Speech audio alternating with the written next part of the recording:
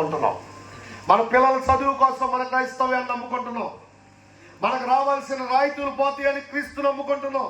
ఇలాంటి శ్రమలు కాదు నా ప్రియ సహోదరి. పౌలుకు తటస్థించిన శ్రమలు కనుక చూస్తే అది చాలా వేదనకరమైన శ్రమలు, చాలా దుఃఖభరితమైన శ్రమలు, ఎంతో విపత్తుతో కూడిన శ్రమలలో నుండి తన జీవితాన్ని ప్రయాణం చేస్తున్న వ్యక్తిగా ఉన్నాడు. ఆ శ్రమలలో చెప్తా ఉన్నాడు, నేనెప్పుడు బలహీనున్నా అప్పుడు బలవంతుడును.